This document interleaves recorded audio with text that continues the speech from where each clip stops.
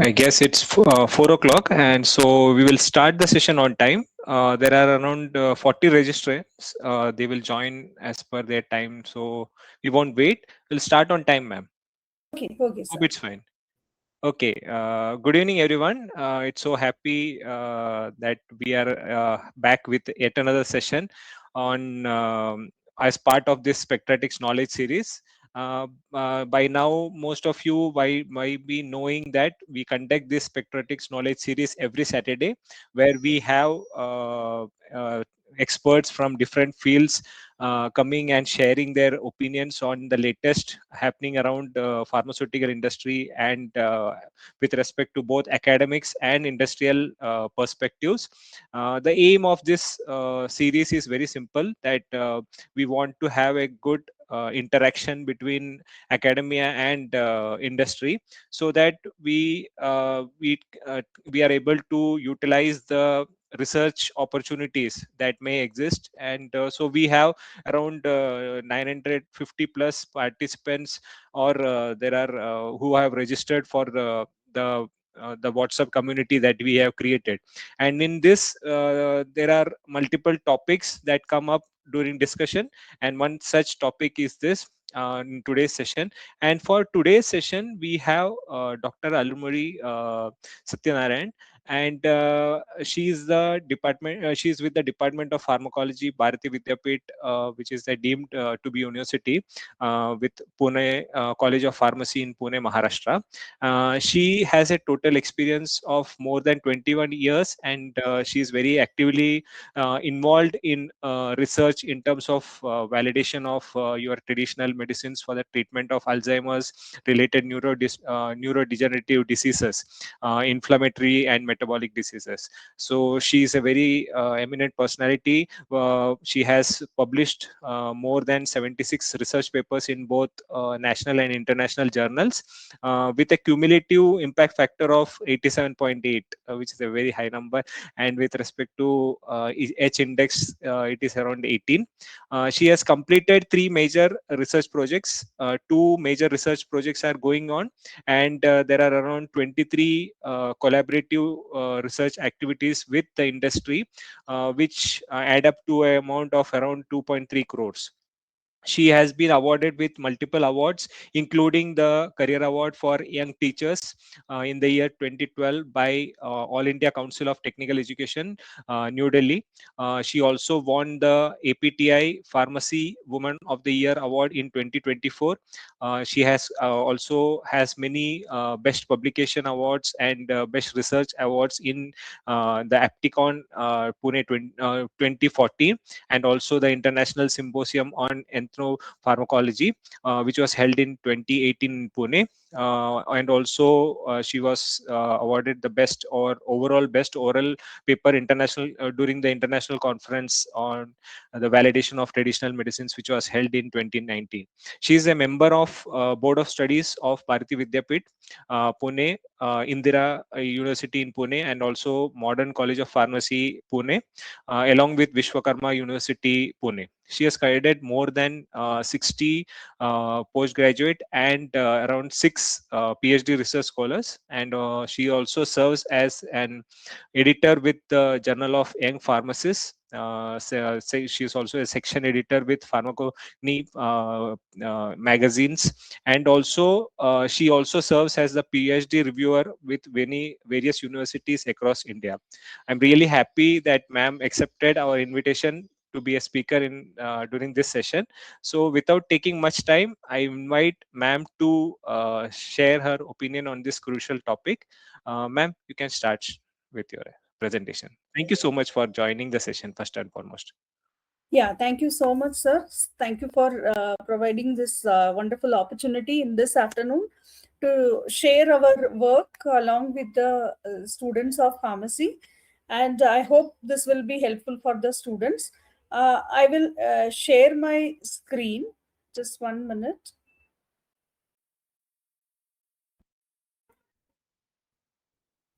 I hope you are able to see the slide.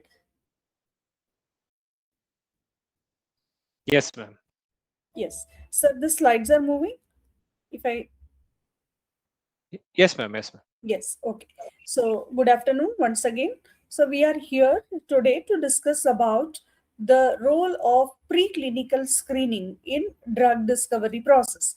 Drug discovery process is an time consuming as well as a laborious process, which is going to be the objective of this drug discovery process is to get one drug which can be approved by the FDA after the clinical review, and for this one drug to come into the market approved by the FDA, it takes at least 5 of the compounds which are to undergo the clinical trials. So it is like we start with something like 10,000 compounds which will undergo in silico as well as in vitro screening.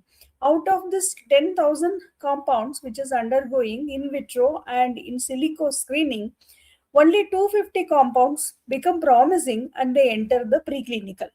The moment this preclinical 250 compounds are entering, out of this, hardly 5 compounds will qualify for clinical trials, and only one out of it gets approved as a drug. So, this is 10,000 compound. From 10,000 compound, it is only one which is going to be approved as a drug. And if you see, it's a time consuming, laborious process which is going to take somewhere 15 years down the line. From the starting, the idea has occurred in someone's mind and they have started screening this particular compound, and it takes at least 15 years for that entire process to get over and the drug to come into the market. So this makes that the preclinical screening, the earlier part, from 10,000 to 250 and from 250 to 5, that's what we are going to deal in today's session. So the pharmacology. So the pharmacology involves many things, starting from receptors and drugs, which are acting as maybe agonist, antagonist, or a stimulant or suppressant. And there are n number of dose-response relationship. The pharmacology is not only an individual entity, it is going to have its relevance with various processes of science, including physiology, biochemistry, chemistry, therapeutic, pharmaceutical sciences, genetics, and cell and molecular biology. So when we talk about a preclinical screening, it involves all these process of studying about all these drugs. So we'll have this session in 3 phases, where in the first phase I will discuss about how we are doing a research in the Alzheimer's disease. Further, I will also talk about what are the other CNS diseases which we are working on, and the third part of the session will have what is the recent trend in working on Alzheimer's disease. So Alzheimer's disease is a neurodegenerative disorder which is a progressive one with age. It's a chronic disease. Worldwide, they have found that 44 million people are affected by this disease. And in India, around 4 million individuals are suffering from one or the other form of dementia, in which 1.6 million they have confirmed that they are suffering from Alzheimer's disease.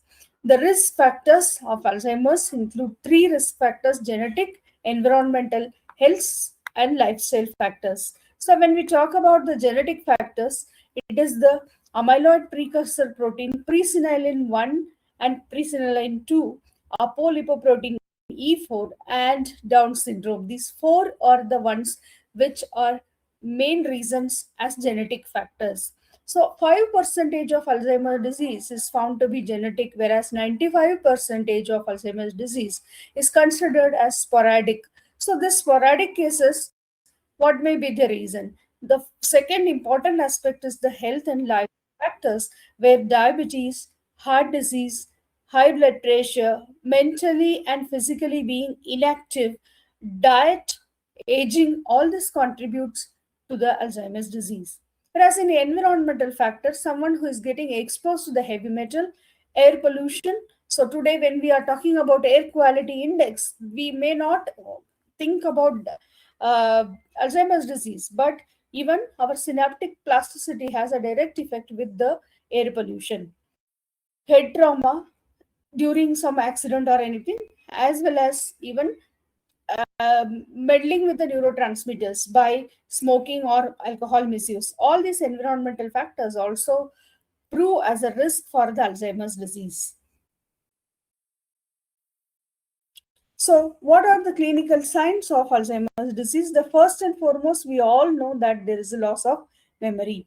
And slowly, what happens is there is a problem in abstract thinking. That means precisely connecting the things and understanding that becomes a problem. Further, they will start forgetting the language. So, this will be creating problems in speaking, reading, as well as writing. The fourth stage, there will be people will have disorientation in time and space. Means they will not know where they are just now, whether that is their home, their office, how to commute between home and office, they will not know. That is the disorientation in space. Similarly, they will not know whether it is morning, afternoon, evening, or which day it is. That disorientation will occur. Further, there will be poor or decreased judgment. Even it is like writing on a note of page is also a judgment, where you know how to write, how the line is straight line or not, or it has to be. So even smallest thing, judgment is needed. Even if you are walking, how much space is between the wall and you, how much space is, how much you have to move towards the window, how much you have to move towards the door. This all comes in judgment.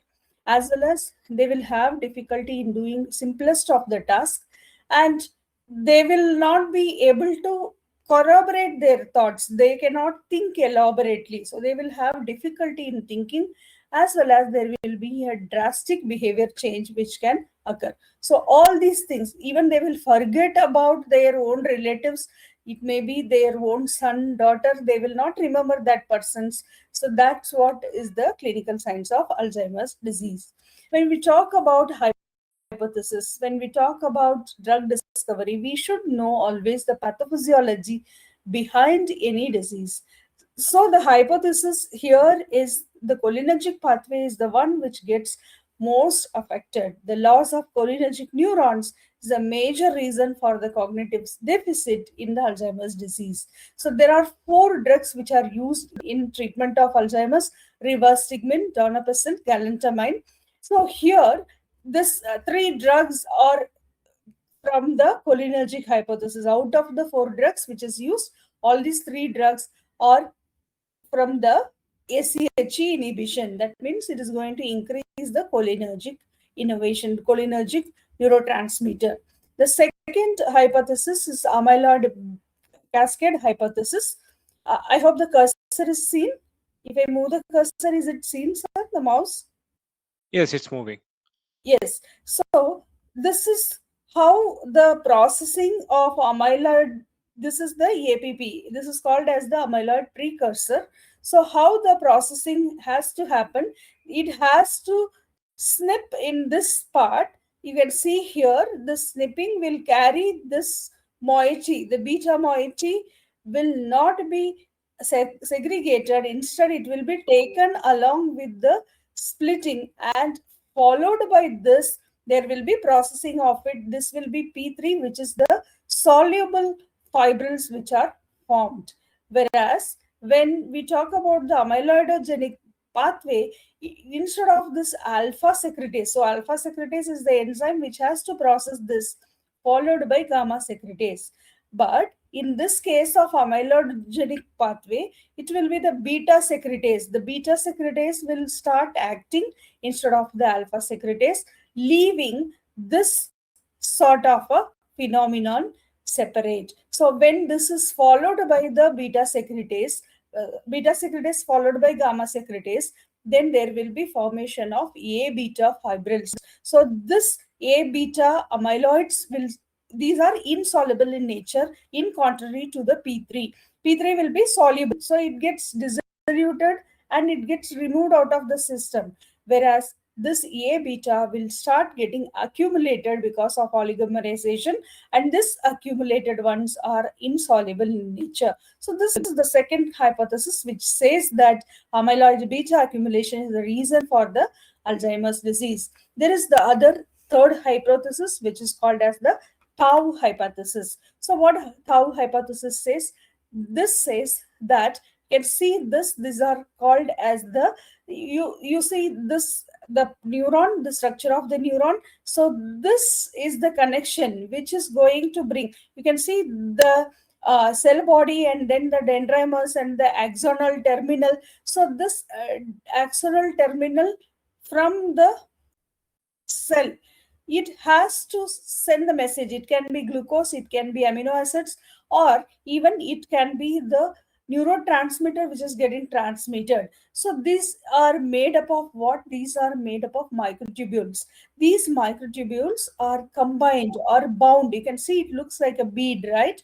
So these beads are bound by means of something called as tau.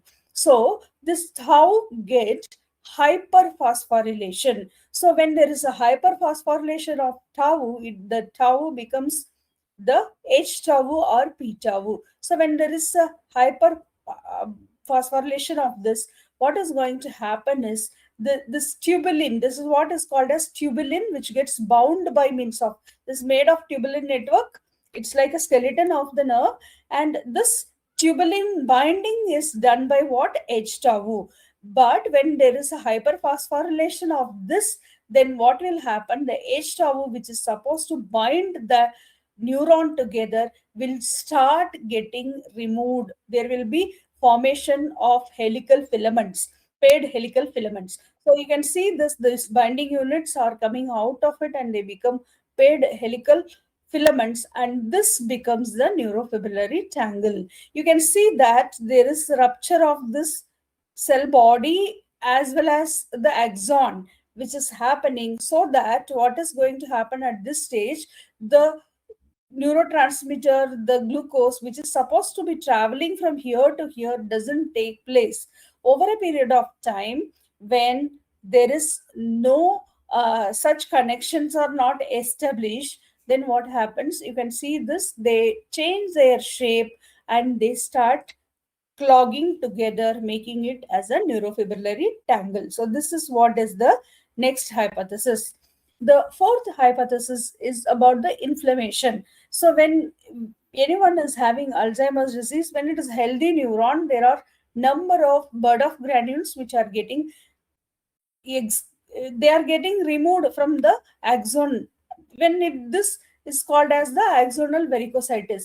When such, this is normal, this is normal to occur in any person, and when this is happening, the number of Burden granules which are produced are less, which can be processed easily from our microglia cells, and they can engulf that and process it. Whereas in a healthy aged neuron, the inflammatory stress is high, which is again going to increase in the axonal varicocytes. So this is what happened. Number of this bud of granules are going to be high, which is going to increase the APP synthesis, as well as there is an increase in the tau phosphorylation. You may know that many of the elders, they start forgetting things. That is because of this.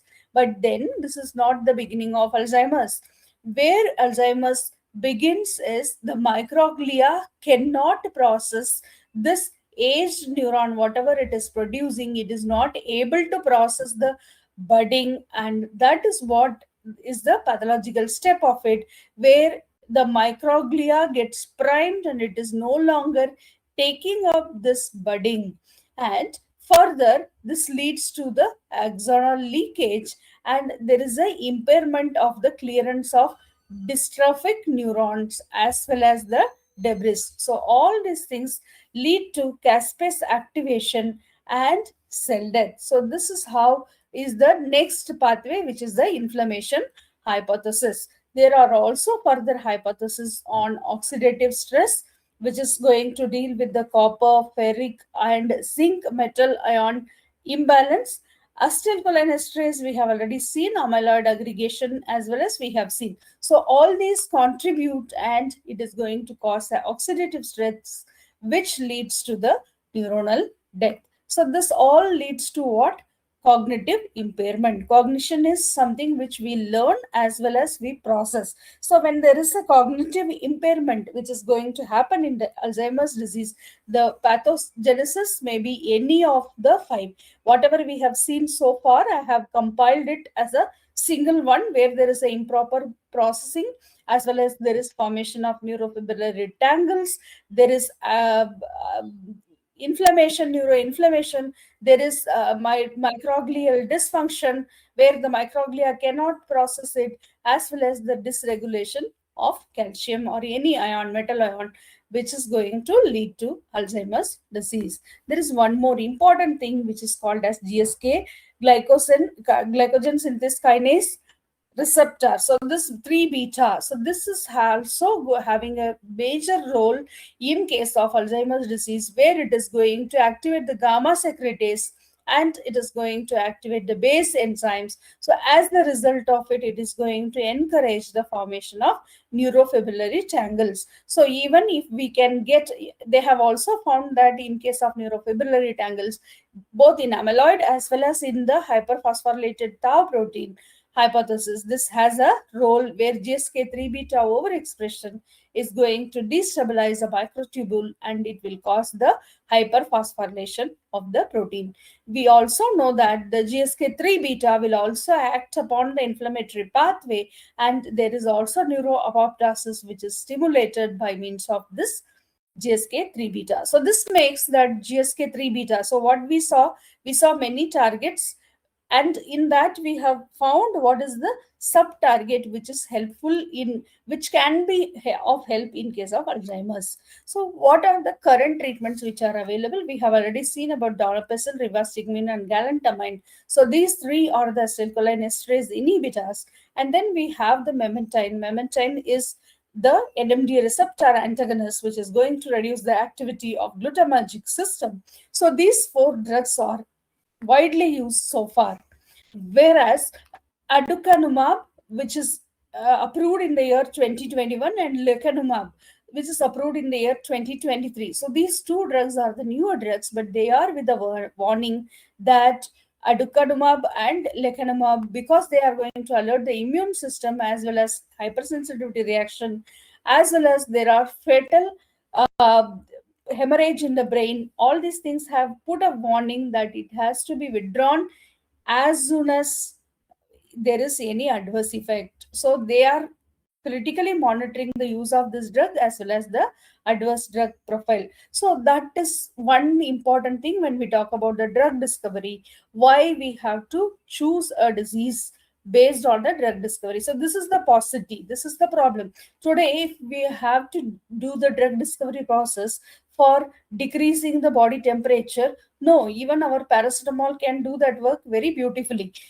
So it is not needed for another drug to add on there. Okay, whereas there are many areas why we need to do that. This is one of that area. You can see this, these are the four drugs. These four drugs will have effect only for a period of 5 years. After 5 years, it is going to be deteriorated, the condition is going to get worsened, whereas these two drugs are there but they are still under consideration. Semaglutide is something which is in the phase 3 clinical trials. So everything of this drug is having what they are having some limitation. So as the result of it, what we are expected to do, we have to explore this disease.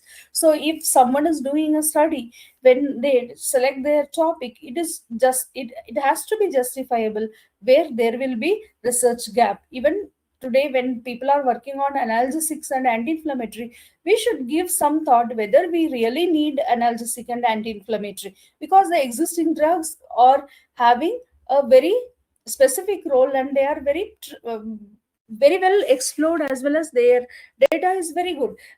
When we talk about analgesic and anti-inflammatory, we should be very specific, and we should think about something like for long-term use, not the NSAIDs, something which can have some immune component for rheumatoid arthritis type of diseases. So that will be, so that's how our focus should be, how and which area we should work. So as I told you earlier, only these drugs are so far approved. So the quest for finding a new drug continues. So these are the drugs. You can see the n number of drugs which are in the clinical trials, where they will be seeing the market or they will be killed. We know that out of 50 drugs which are entering in the preclinical, only 5 drugs enter into the clinical trials, and these are the drugs which are at the varying phases of clinical trials.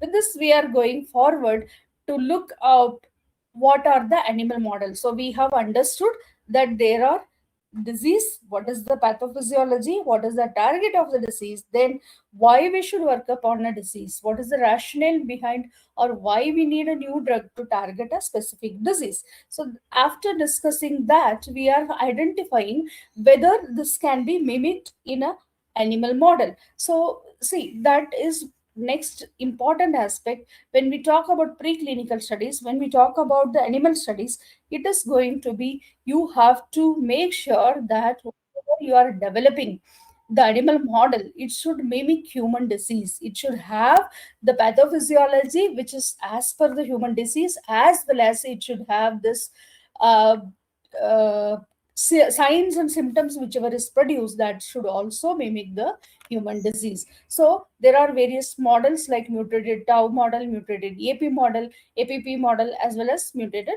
tau. So this can be found in mice. But the thing is, when we talk about this mutated model and all, it is, the limitations are there about their availability, as well as in Indian setup it is difficult because we need biosafety level, as well as we will need individually ventilated cages which are a little expensive. So what we can do, so these are some of the future treatments which has come up here. So this is again in investigational stage, going ahead. So these are the drugs which are there under investigation.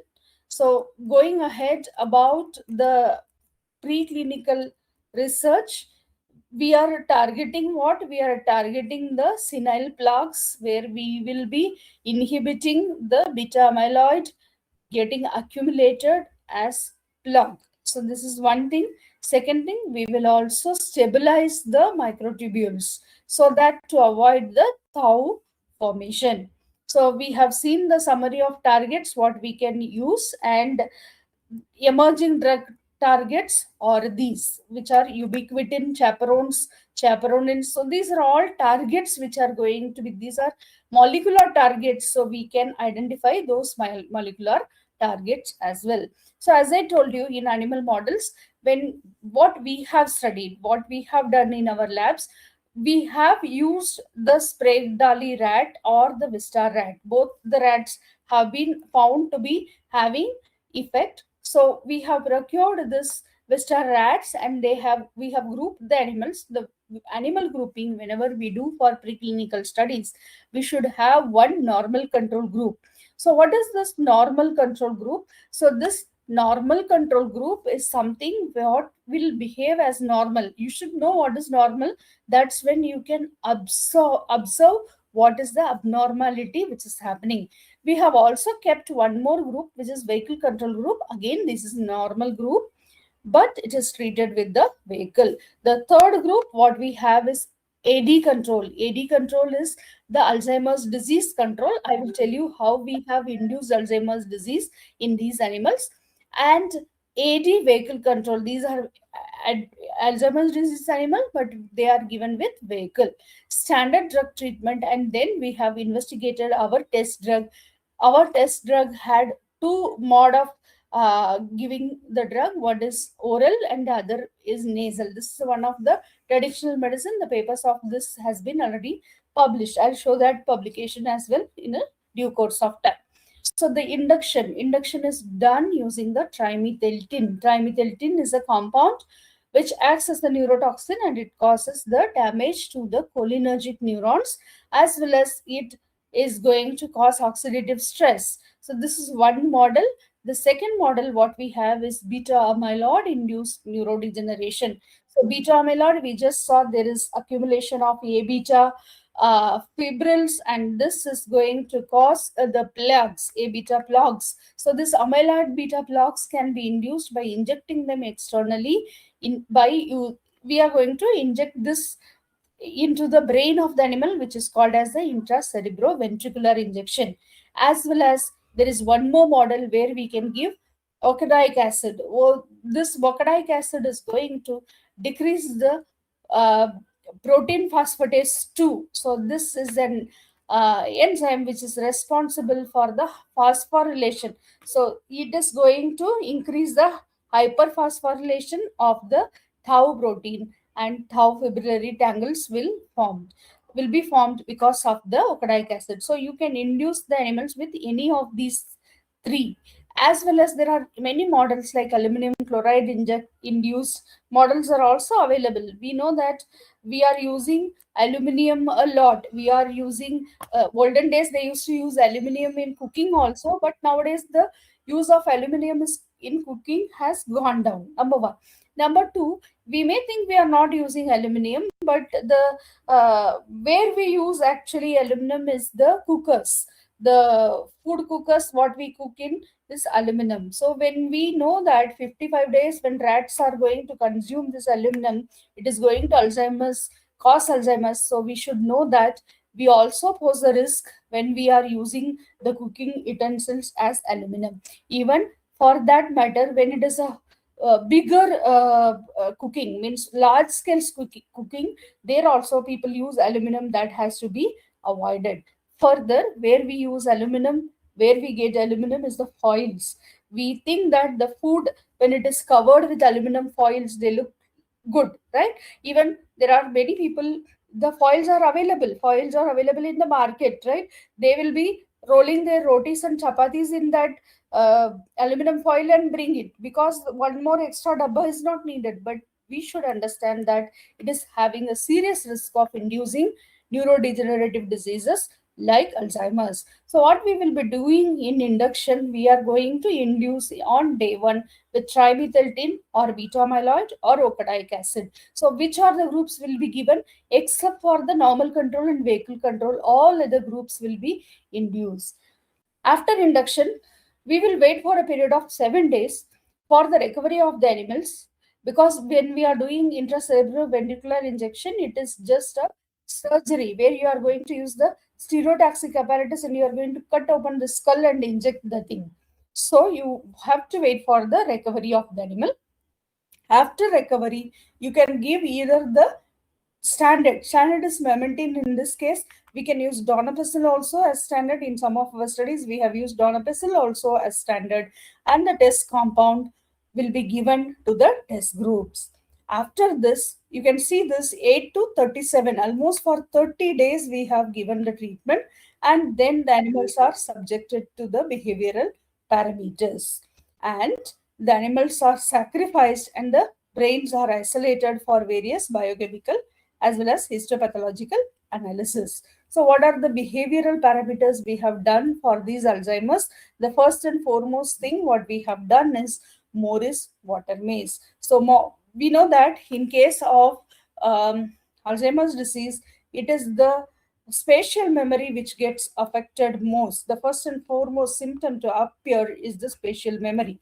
And then in case of social recognition test, they start forgetting the people, right? So the olfactory associate memory, because animals will remember a person. We remember a person by what? By seeing the face, right? Some facial features. Whereas when it comes to the animal, they will refer to a person with their smell, the distinct specific smell. So their olfactory memory is the one which is social recognition test. Novel object recognition test is the short-term working memory. We will come to that a short while.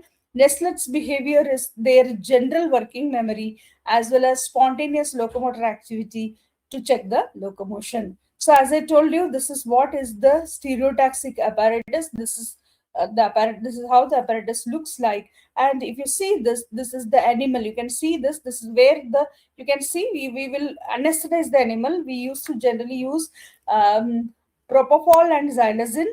These are the anesthetic agents. You can see this clip. This clip is for keeping the teeth of the animal. You can see here in this clip, the teeth of the animal is kept, and you can the animal, these the two rods will keep the neck of the animal so that the animal will not move.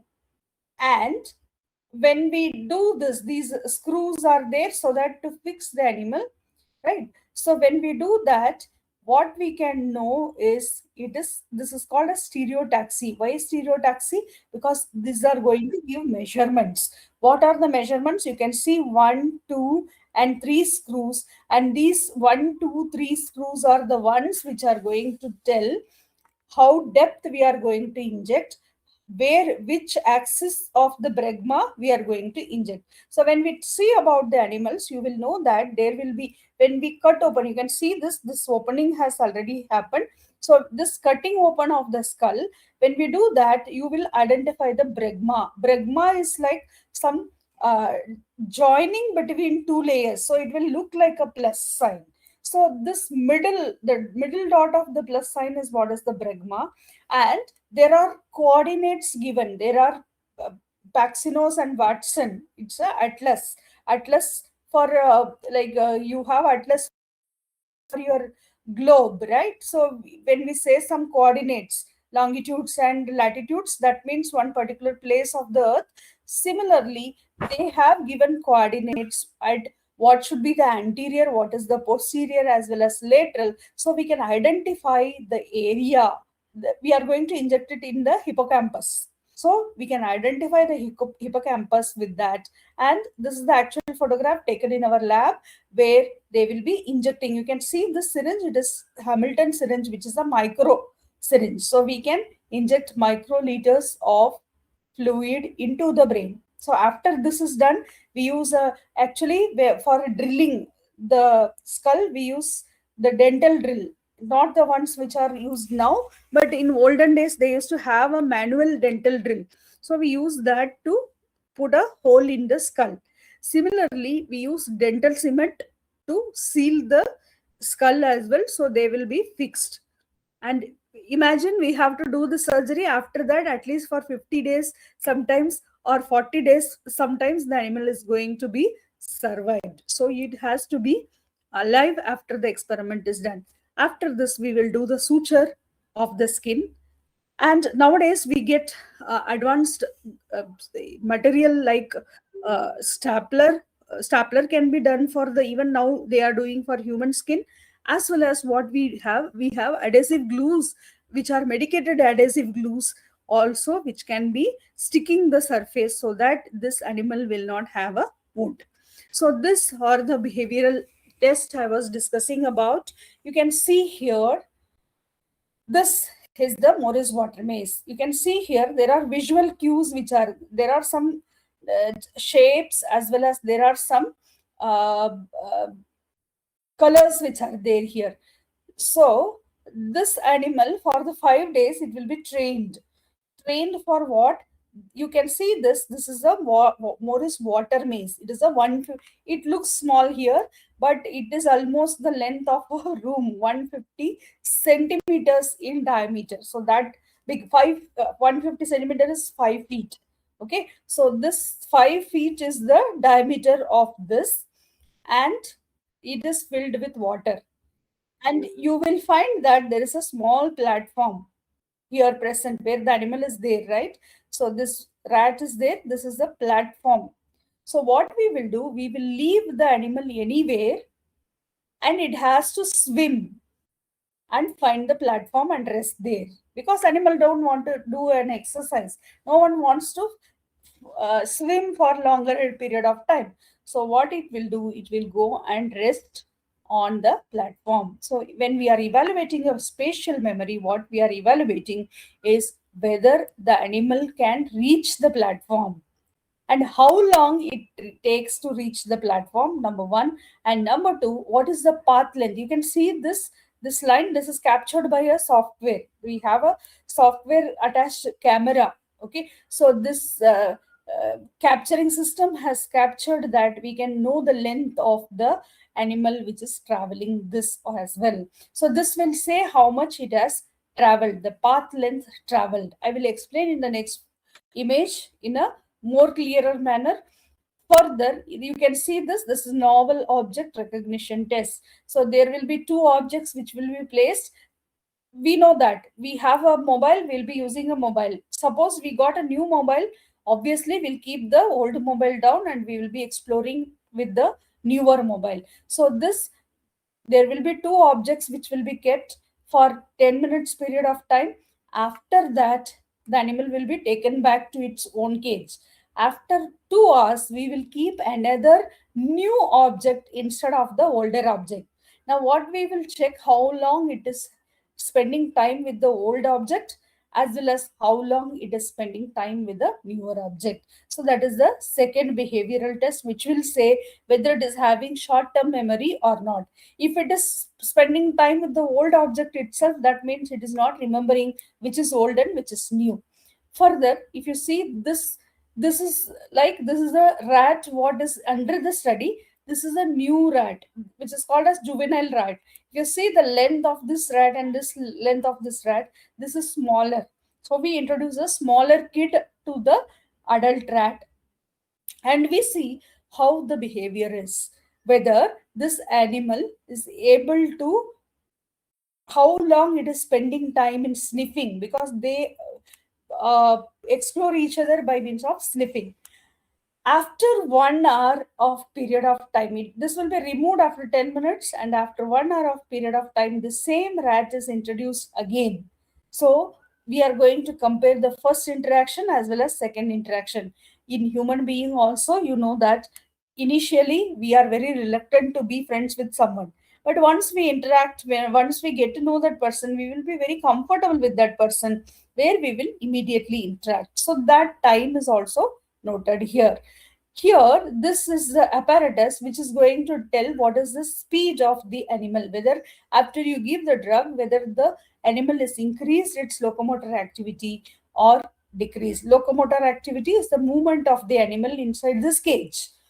And there are leads which are there. These leads are going to, whenever they are going to cut these leads, means they are going to pass ray, IR radiation. So whenever the animal cuts that radiation, it is digitally counted. How many times the animal has moved is counted here. So why this is done? Some may argue here you are getting positive effect. This positive effect is because of what? Memory. If the animal is given with this ocadic acid or beta amyloid, what it is going to do? It is going to forget where the platform is. As the result of it, it will be searching, and it is going to take more time. If our drug is really producing an effect, it will go there quickly. Some may argue it is not the effect, memory is not improved, but your animal is able to move faster. So since it is moving faster, it has reached the platform here in a shorter period of time. This may be one argument. So to overcome that argument, what we do is the locomotor test, and we are proving whether our animal is taking quick rounds or it is behaving normal in presence of the drug. That is the objective of doing this test. This is nowhere relevant to the Alzheimer's, but to prove that this effect has happened only because of the memory improvement, we are doing this particular test. So as I told you earlier, this is the maze, and you can see here what we do is, this is the platform, right? So you can see this when we are practicing the animal, then the water, what you are seeing is the water, normal water. Okay, so what can happen? The animal can find the platform. Whereas when we are testing, the water which is used is added with the milk powder. Why milk powder? Because it is edible. Even if the animal swallows it, nothing will happen. At the same time, it will make it look, the transparency is gone. It will become opaque, right? So that is the reason for it. So what we are going to do, so this is what I said. You can see this is the normal control. You can see how clear a path it has traveled. Whereas this is the Alzheimer's control, where we have induced with trimethyltine. You can see at least it, how many times it has come. 1, 2, 3, 4 times it has come near the platform but missed the platform. Why? Because it doesn't know that this is where this is the platform. It has forgotten the path, how to come. And you can see this is what is the standard. You can see how much time it has taken to come here. And this is one of our test groups. This is also has taken in a lower dose. It has taken sometime. You can see this dose, how quickly it has come here. As soon as it is left, it has come over here. So this path length also can be measured, and we can know what is their effect. So this is about the behavioral parameters. Going ahead with the biochemical parameters, biochemical parameters will prove our point. We know that it is improving the memory by using all these behavioral parameters, but that is not proving our point by how it is improving or how it is doing it. So what we did these two parameters by ELISA PP2A, which is protein phosphorylase 2A, which is going to check whether the dephosphorylation of the tau is prevented or not. So this, if there is an increase in this level, that indicates that there is a prevention. BDNF, which is called as brain derived neurotropic factor, which plays a role in the neuronal repair. So whether there is an increase in this level or not. Acetylcholine esterase, we know that this enzyme need to be inhibited because we need acetylcholine. This enzyme is the one which is going to metabolize acetylcholine. So at any cost, we need to inhibit this. The MDA is the antioxidant oxidative marker, glutathione, SOD, superoxide dismutase, as well as catalase. These are the three which talks about the antioxidant level. So when we did this parameters, we will know that what is the biochemical role. Further, we know that in these diseases, there is going to be damage which is happening in the neuronal architecture as well as hippocampal morphology. So it is we know that Alzheimer's disease is a progressive neurodegenerative disorder. So here you cannot save the neuron. What you can do is the prevention of neurodegeneration. Neuron is such an organ, it's a permanent tissue. So the neuron, once it is damaged forever. You cannot bring about new neuron. Neuron is not an epithelial cell where something has happened and wound has created, tomorrow it will heal. No, neuron cannot play a role like that. There will be neurodegeneration, which is a permanent change. Okay, so whatever we are observing through this is prevention of further neurodegeneration. There will be definitely basal neurodegeneration, but further neurodegeneration we will be checking by means of two dyes. One is H&E stain and the other one is the thioflavin stain. H&E stain is going to talk about the architecture of the neuron, the hippocampal morphology, whereas thioflavin stain is going to tell about the neurofibrillary tangles which are formed. So this is the H&E stain. This is what is the hippocampal region where we can see that there are, you can see whatever we have seen that uh, trianglish type of neuron you can see here. That indicates the neuronal architecture has been compromised. Whereas you can see here, there are some damage which has happened even with the, this is the standard. Standard is going to improve the memory, but it is not going to cause any change in the neuronal architecture. That is why we need a new drug. And some of the test groups have shown promising neuronal structure. Again, it needs histopathologist, expertise of the histopathologist to know what is the extent of the neuroinflammation. So this is what is the thioflavin staining. Thioflavin staining, you can see these green dots. Reds are arrow, whereas you can see the green dots. Green dots are nothing but the neurofibrillary tangles which are observed in case of the thioflavin stain. So this work has been, this is part of our work which has been published. At least 7 publications we have in this same line of work with different test drugs. So going ahead, what are the other diseases we do the screening for? Parkinson's disease. I'm not going into the details of this, where it is associated with the dopaminergic neuron, which gets affected. Similar lines of genes, ubiquitin, synuclein, all these genes. So there are also further models. The same type, what we do is we are going to induce the Parkinson's by means of 6-OHDA induced lesion. This is again the stereotaxy, where we are going to induce with 6-OHDA, and then we will see whether they are producing any dopaminergic effect or not. The test compound is producing any dopaminergic effect or not. So if they are making a contralateral rotation, so whichever area, there are two sides of the brain, so if there is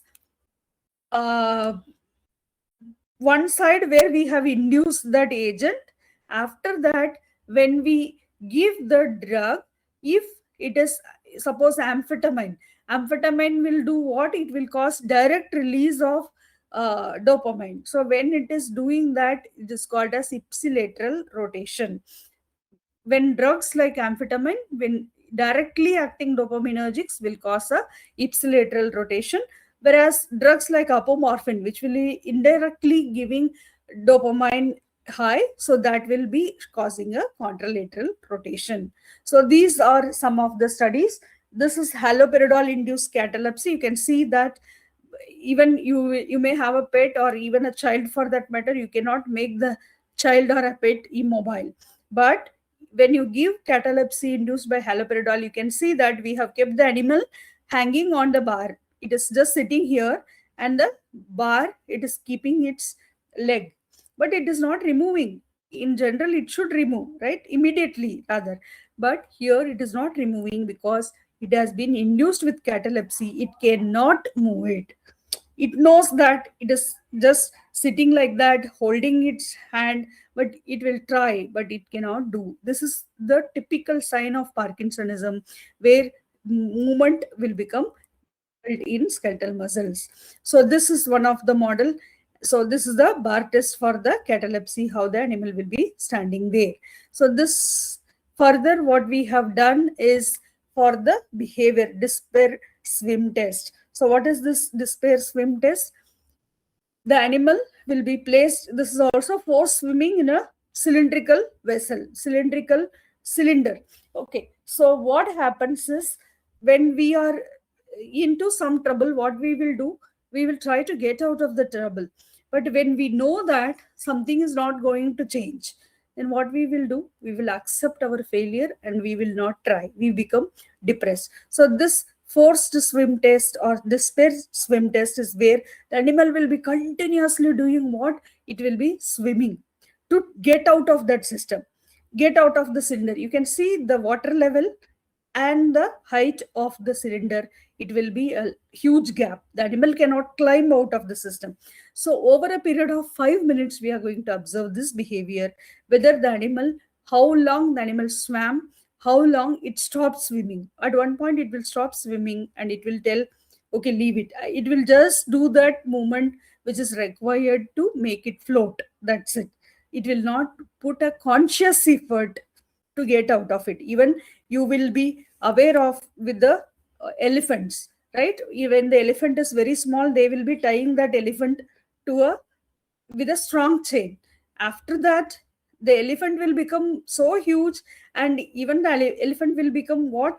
Strong enough. That chain will be nothing. Now they will not even put a chain, they will be putting only a small thread.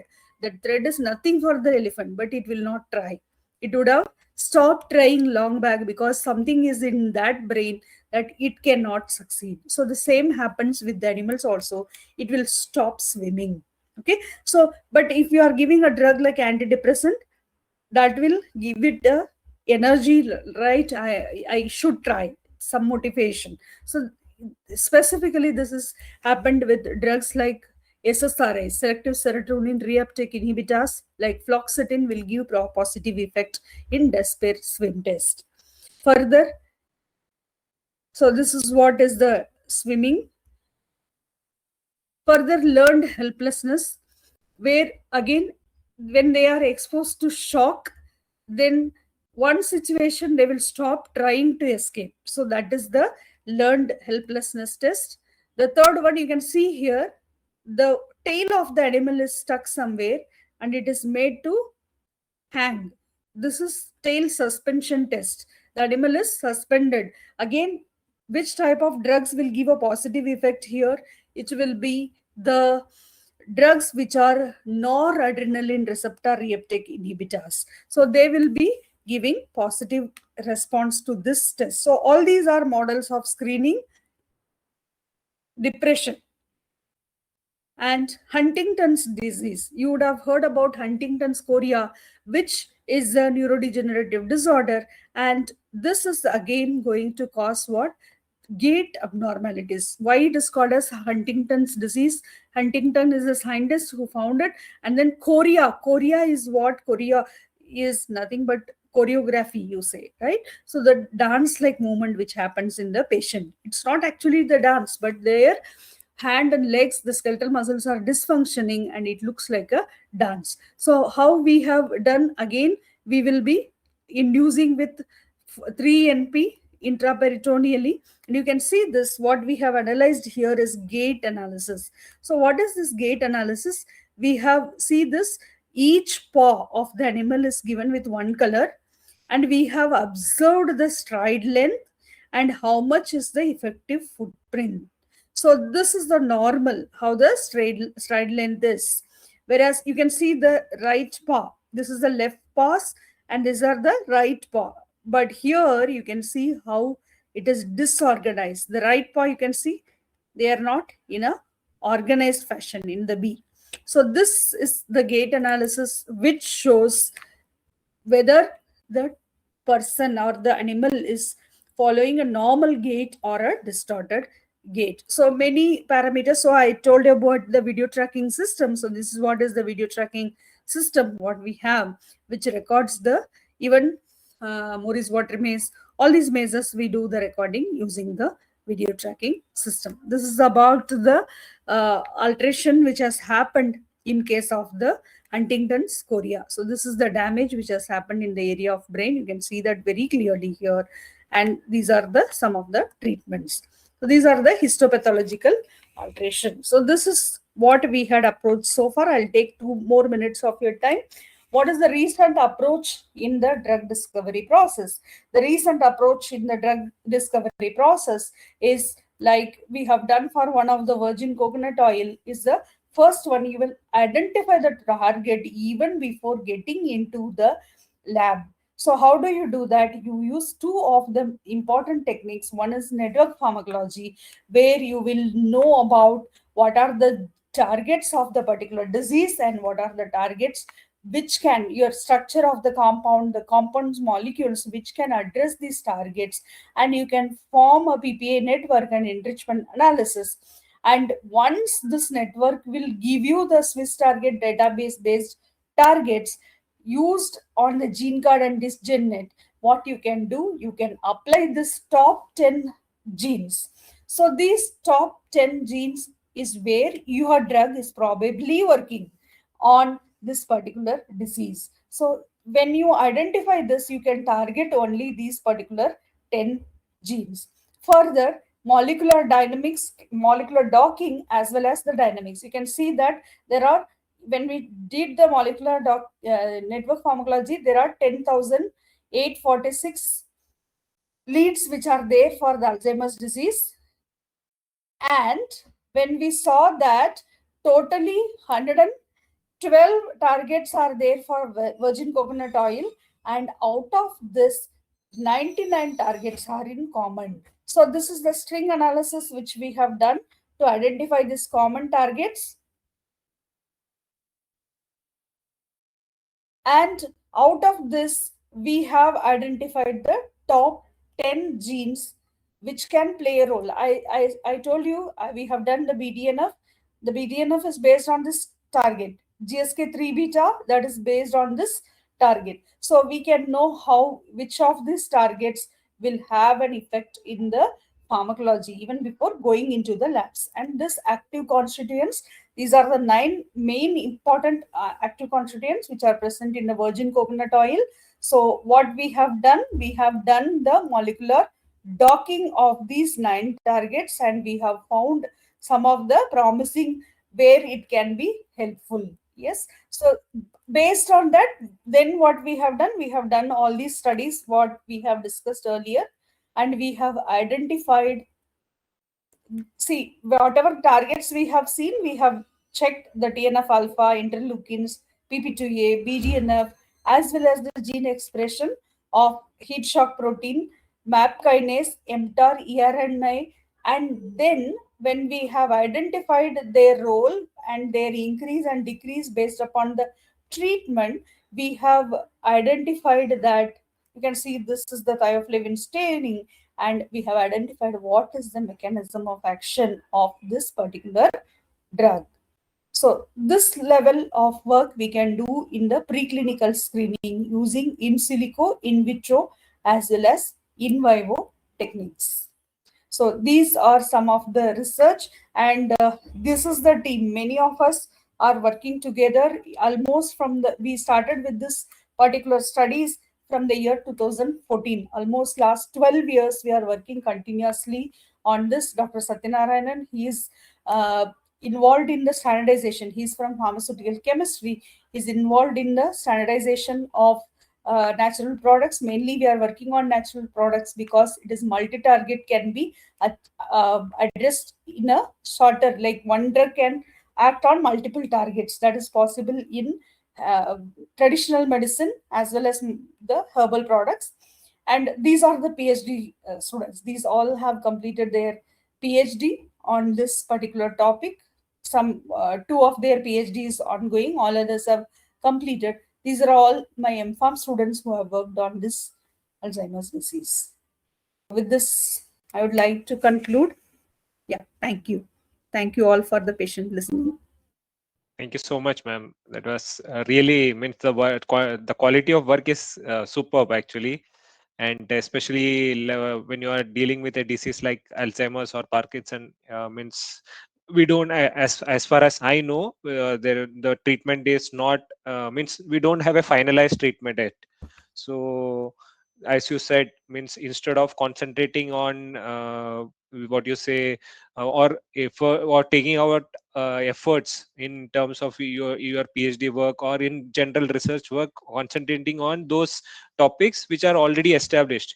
You should be more focused on such topics which would the output would really matter when means in terms of the severity of the disease. Also means we know the severity of Alzheimer's or Parkinson's. So if you have any questions, please ask.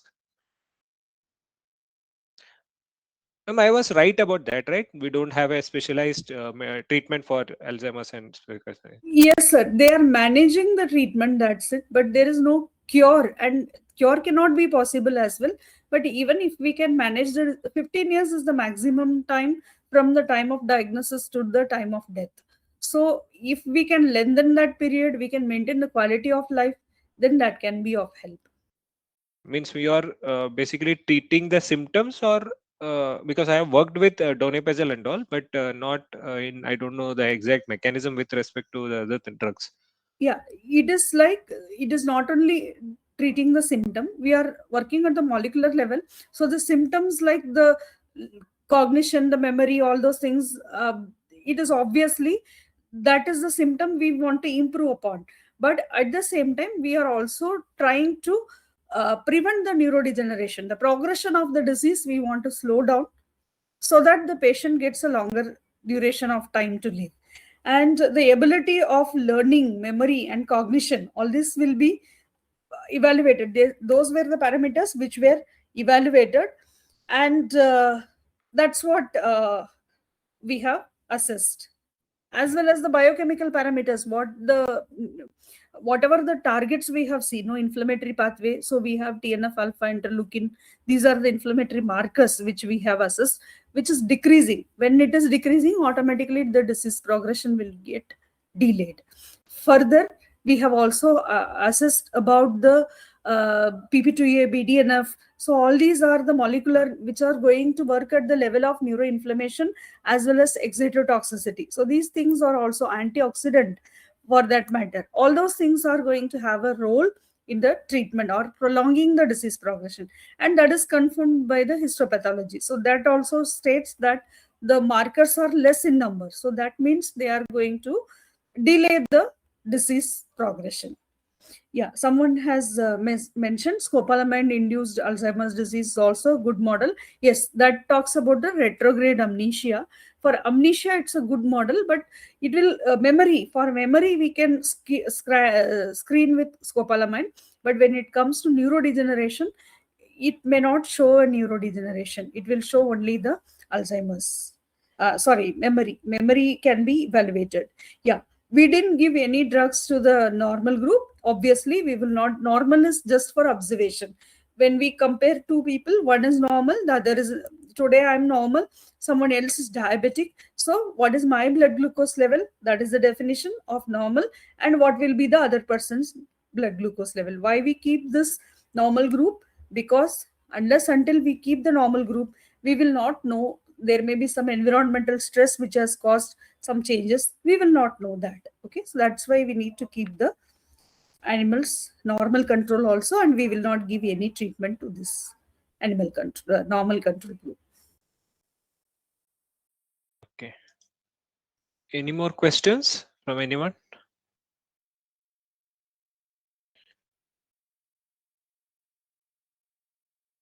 So I guess we'll conclude the session, ma'am. Thank you once again for accepting our invitation and giving means it was really means eye-opening for especially from a perspective of well, we have one question, ma'am. Once again. What we do for gene expression analysis, there are two processes where we will be isolating the RNA and then converting it into the cDNA. And so it is a procedure which is to be done with the RT-PCR.